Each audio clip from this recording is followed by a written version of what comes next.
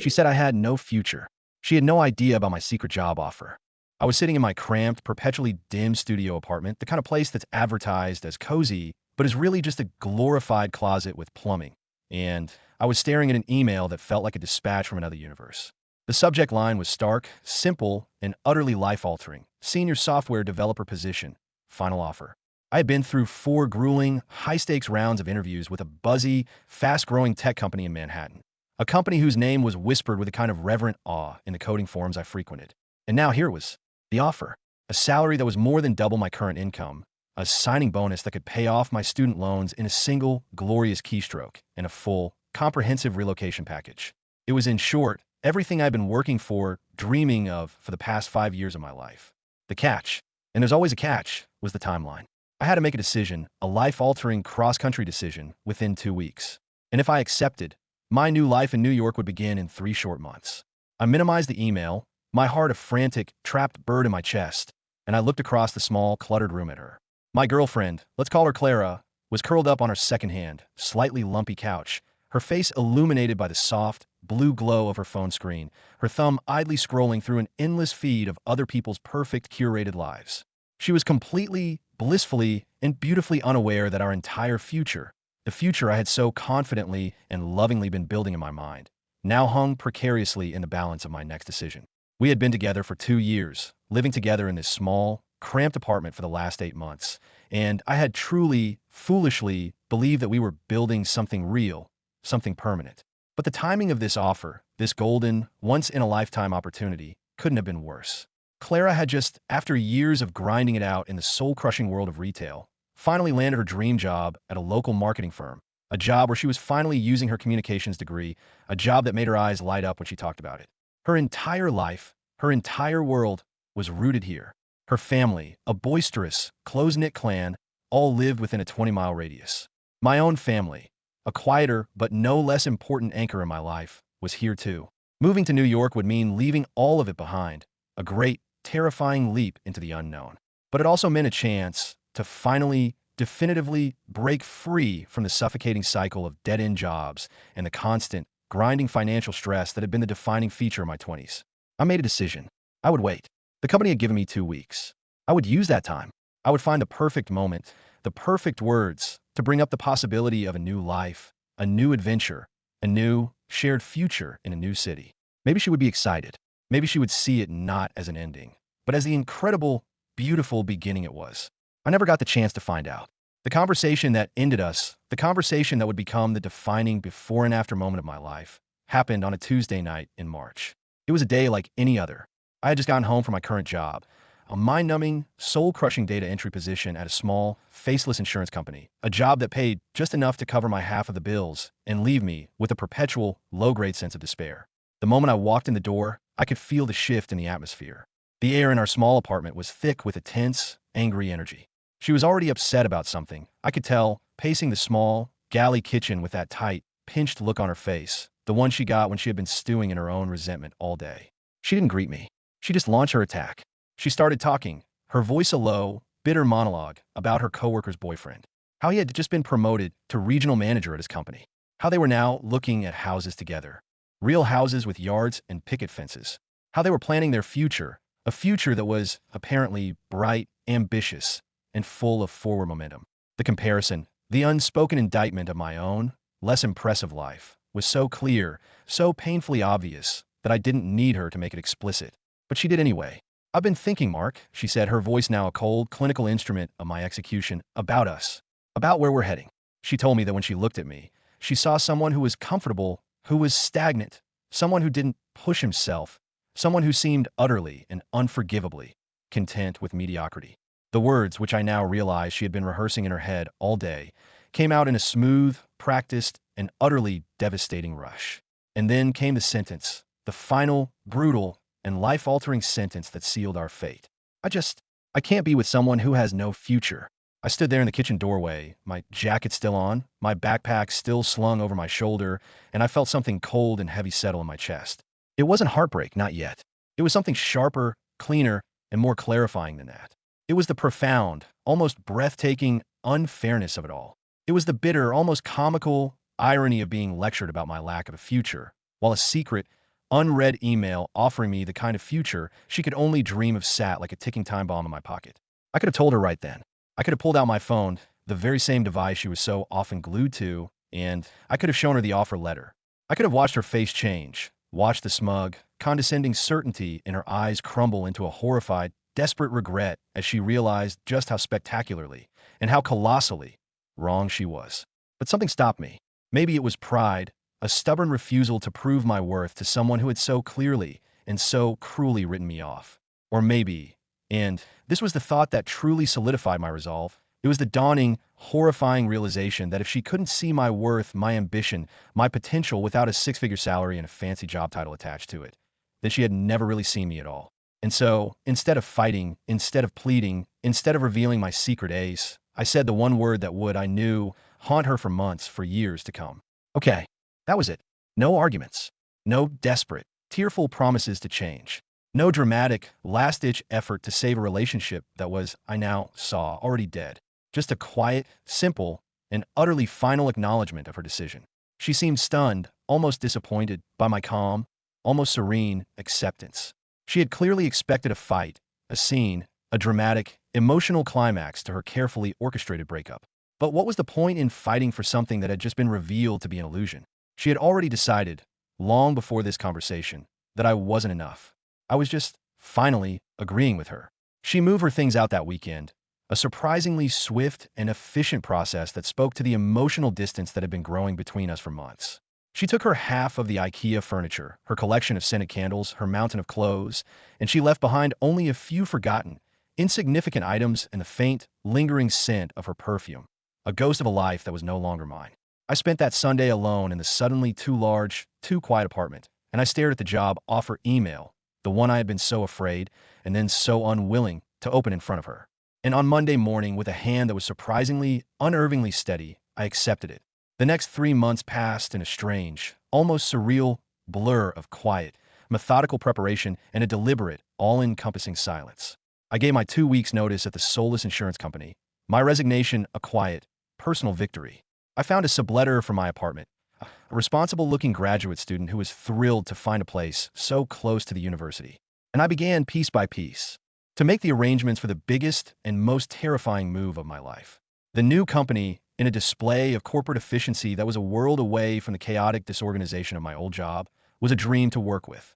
They covered all of my relocation expenses, from the cross-country movers to the temporary, fully furnished corporate housing they had arranged for me in a trendy, vibrant neighborhood in Manhattan while I searched for a permanent place of my own. I didn't tell anyone about the job at first. Not my parents, who would have been a chorus of worried, well-meaning questions. Not my friends, who would have been a whirlwind of excited and slightly overwhelming congratulations. And certainly not her. The secret of my new life, my new future, felt like a precious and powerful weapon, a hidden ace that I wasn't yet ready to play. Besides, she had made it abundantly, painfully clear that my life and my future, or lack thereof, was no longer her concern. But secrets, especially secrets of this magnitude, have a way of growing heavier, more unwieldy, with time. By May, with my departure date looming, I began to let people in on my new reality. My parents were shocked, of course, but ultimately, and with a tearful, heartfelt pride, incredibly supportive. My few true, close friends were ecstatic for me, their genuine excitement a welcome balm on the still tender wound of my breakup. They immediately began planning a series of fact-finding missions to New York, their enthusiasm for my new life a testament to their unwavering friendship. The farewell party wasn't my idea. It was suggested by a co-worker at the insurance company, a kind, motherly woman who had always been in my corner. And the news of my impending departure and my new, impressive job spread through our small, interconnected social circles with the speed of a wildfire. What I had envisioned as a small, quiet gathering for a few goodbye drinks at a local bar, somehow, and without any effort on my part, morphed into something much, much bigger. The night of the party, the bar was packed. People I hadn't spoken to in months, in years even, were showing up, a sea of familiar faces, all wanting to wish me well, or perhaps just to get a closer look at the quiet, unassuming guy from the insurance company who had, apparently, hit the jackpot. I didn't invite her. The thought had, of course, crossed my mind, a fleeting masochistic impulse. But I hadn't even considered it seriously. But her best friend, a woman who had, after our breakup, remained conspicuously and, I now realized, strategically, close to her was there. And I knew, with a grim, almost detached certainty, that the news of this night, of my amazing new opportunity would travel fast. The party was, to my own profound surprise, actually fun. For the first time in months, in years even, I felt like the protagonist of my own life, not just a supporting character, a reliable but ultimately boring sidekick in everyone else's more interesting stories. People kept coming up to me, their faces a mixture of genuine happiness and a barely concealed, almost envious curiosity. They asked about the new job, about New York, about how in the world I had managed to land something so impressive, so far outside the small, predictable world we all inhabited. I tried to be modest, to downplay the significance of it all, but it was hard to hide the raw, exhilarating excitement that was bubbling up inside me. Someone, a friend of a friend with a professional-looking camera, was taking pictures. Someone else, a prolific and well-connected social media butterfly, was posting them in real time to their Instagram story, tagging me, tagging the bar, tagging our mutual friends. By the end of the night, my own impromptu farewell party was trending in our small, gossipy, and deeply interconnected corner of the internet. There were group photos of me, grinning like an idiot, surrounded by a sea of smiling, happy faces.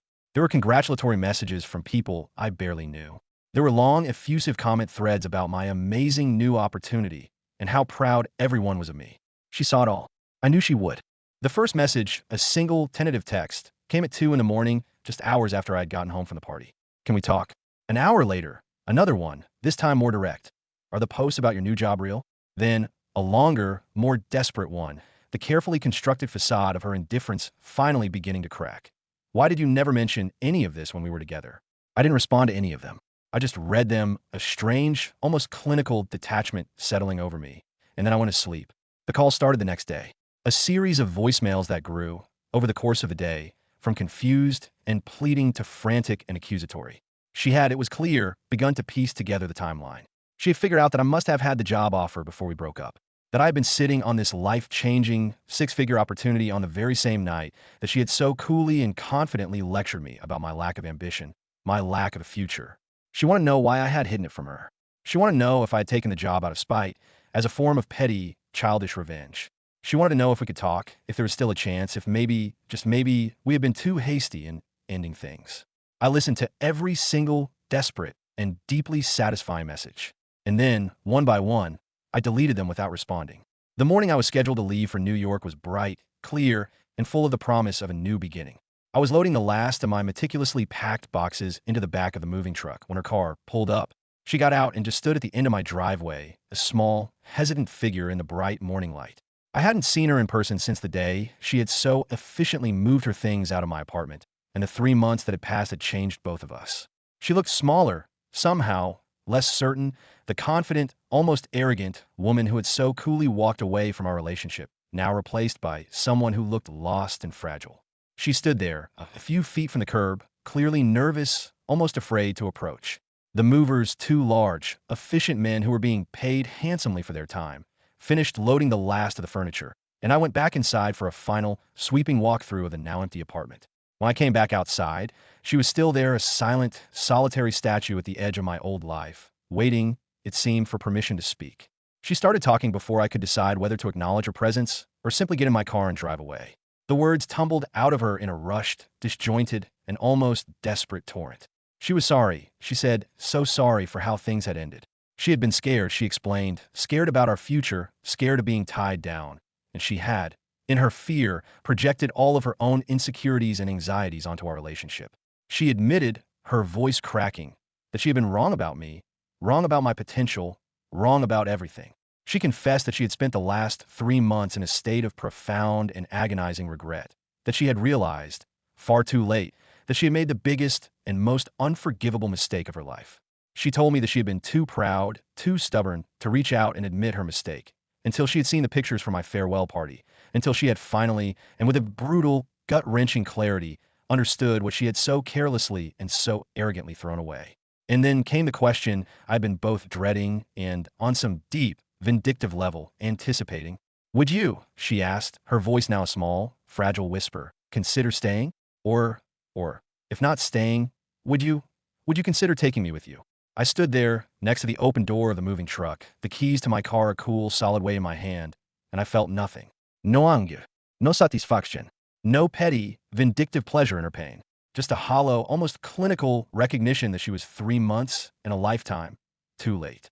I appreciate the apology, Clara, I said, my voice quiet but firm. But your timing is interesting. I'll let the word hang in the air between us, a small, sharp, and deeply resonant accusation. You're only having these second thoughts now, I continued, because you've discovered that I am, in your eyes, valuable in ways you hadn't recognized before. Because I now have a future. I asked her, my voice still that same, calm, and almost gentle tone. What would have happened if I'd stayed in town, if I had never gotten the job offer, if I had remained the same, unambitious, mediocre person she had so confidently and so cruelly deemed unworthy of her future? She couldn't answer the question, her silence a more damning confession than any words could ever be. We both knew why. I hope you find what you're looking for, I told her, and in that moment, I realized with a strange, surprising clarity that I actually meant it. But it's not going to be with me. And then, without another word, I got into my car, started the engine, and drove away, leaving her standing alone in the driveway of our old life, a ghost of a past I was no longer a part of. New York City has been everything I'd hoped it would be, and more. The job is challenging and fulfilling, the kind of work that makes me excited to get up in the morning, a world away from the soul-crushing monotony of my old data entry position. I found a great one-bedroom apartment in Brooklyn, with a small balcony that has a breathtaking, almost cinematic view of the Manhattan skyline. I've made a small, but solid circle of friends, a mixture of my new, interesting colleagues and the friendly, welcoming neighbors in my building. For the first time in my adult life, I feel like I'm exactly where I am supposed to be, a man in charge of his own destiny, the architect of his own future. She has tried, in her own passive and ultimately pathetic way, to maintain a connection. I receive the occasional perfunctory text message, a happy birthday, in a sea of messages from people who actually care, a generic Merry Christmas that feels more like an obligation than a genuine sentiment. I respond, always with a polite but brief thank you, you too. There's no point in being cruel, but there's also, I have learned, no point in pretending that we are, or ever will be, friends. About 2 months after I moved, I heard through the ever-active and surprisingly efficient grapevine of our old mutual friends that she had quit her dream job and moved to another city, a smaller, less exciting city a few hours away. She had, according to her best friend, who was now, of course, telling everyone a very different story, needed a fresh start. She had been, her friend claimed with a newfound and deeply ironic sympathy, struggling with our breakup. She had been, apparently, telling people that I was the one that got away. The irony of it all is not lost on me. She had let me go before she had even bothered to find out what she had. And now, she was the one adrift, the one without a clear future, the one starting over in a new place with no connections and no clear direction. I should feel vindicated. I should feel a sense of triumph, of karmic justice. But instead, I mostly just feel a profound and almost overwhelming sense of gratitude. I am grateful that she showed me who she really was, what she really valued, before we got in any deeper, before we were bound by a mortgage, by children, by a lifetime of shared legal and financial obligations. I am grateful that her rejection, as painful and as humiliating as it was at the time, forced me to bet on myself, to take a risk, to chase a future I might never have had the courage to pursue otherwise. 6 months into my new life in New York, I was grabbing a coffee at a small, independent shop near my office when I ran into someone from our old social circle, a guy who had been in town for a business trip. Over a quick, catch-up coffee, he filled me in on the latest hometown gossip. She had, he told me, moved back home after only 4 short months in her new city. The fresh start had not, it seemed, worked out. She had been forced to take a job that was a significant step backward from her previous dream position. And she had, he said with a hint of pity in his voice, struggled to build a new social life from scratch. She was now, once again, living with her parents, a woman in her late 20s working a temporary, unfulfilling position while she tried to figure out her next move. He also mentioned, with a knowing, slightly uncomfortable look, that she had been asking about me, wanting to know if anyone had visited me if I ever talked about coming back home. The picture he painted was of a woman who had completely and utterly lost her confidence, who had gone from being so certain about what she wanted, so arrogant in her dismissal of what I could offer, to a person who was now paralyzed by the fear of making another wrong choice, another bad bet. A part of me, the part that is still, on some level, human, felt a small, fleeting pang of something that resembled pity. But a bigger and far more honest part of me recognized that this was simply the natural and entirely predictable consequence of her own decisions. She had gambled, and she had lost. And now, she was living with the results. Meanwhile, I was thriving. I had already, in my short time at the new company, received a promotion. I had moved from the temporary corporate housing into a better, more permanent apartment in a neighborhood I loved. And I had started dating someone new, a brilliant and beautiful architect who saw my ambition not as a threat, not as something I needed to constantly prove to her, but as an asset, a shared value, a part of who I was that she admired and respected. The contrast between our two trajectories, our two futures, was not lost on me. She had left me because she had so confidently and so cruelly declared that I had no future. And in doing so, in her haste to trade up, she had, in a final, tragic act of irony, completely and utterly sabotaged her own. A year after I had left, I returned to our hometown for my cousin's wedding. The entire weekend was a strange, almost surreal, and deeply confirming reminder of the small, limited life I had so narrowly escaped. The same faces, the same conversations, the same suffocatingly small horizons that had once felt like the only possibilities in the world. I didn't see her at the wedding, though I heard from several people that she was there. A few well-meaning and slightly drunk relatives even suggested that I should be the bigger person and reach out to her, that people change, that maybe we could still work things out. I just smiled and nodded and expertly changed the subject every single time. On my last night in town, I was having a final farewell drink with my old college roommate at a crowded, noisy downtown bar when she finally, and I knew, inevitably appeared. She looked good, healthier, more put together than the broken, desperate person I had heard about through the grapevine. She had, it seemed, landed a better job and was slowly, painstakingly, beginning to rebuild her life. She approached our table hesitantly, a ghost from a past I had almost forgotten, and she asked, her voice small and uncertain, if she could join us for a few minutes. My friend, sensing the sudden, thick tension in the air, immediately made a flimsy excuse about needing to make a phone call. And then she was gone, leaving the two of us alone in a small, awkward bubble of silence. We talked for maybe 20 minutes, a stilted, polite conversation of surface-level updates. She told me about her new job. I told her about mine. She mentioned that she had seen pictures of me and my new girlfriend on social media, and that we looked happy together. There was a deep, profound sadness in her voice, the heavy, unshakable weight of choices that could not be undone. Finally, she said what she had really, and I now realized bravely, come to say. She told me that she had learned a lot about herself over the past, difficult year, that she understood now how badly she had misjudged me, our relationship, everything. She said she didn't expect anything from me, but that she wanted me to know that I had been right. Right to leave, right to build something better for myself. She even, in a moment of stunning and deeply moving self-awareness, thanked me for not taking her back when she had so desperately and so pathetically asked, admitting that she had realized, in the months that followed, that it would have been for all the wrong reasons. I told her I was glad she was doing better, that I hoped she would continue to grow and find what she was looking for. And in that moment, I realized with a strange, surprising clarity that I actually, genuinely, meant it. Her rejection, her cruel and calculated dismissal of me and my potential, had been a painful, but necessary, push I had needed to transform my life. And for that, in a strange, complicated, and deeply human way, I was grateful. We hugged goodbye, a brief, awkward, but not entirely unpleasant gesture. And as I watched her walk away, disappearing back into the crowd, I knew, with an absolute and final certainty, that would be the last time we would ever have a conversation like that. She was a part of my old life, a ghost from a past I had worked too hard to escape, a past I was no longer interested in revisiting. The next morning, I flew back to New York, back to my real life, back to the vibrant, exciting, and limitless future I had so painstakingly and so joyfully built for myself after someone had told me, with such certainty, that I didn't have one.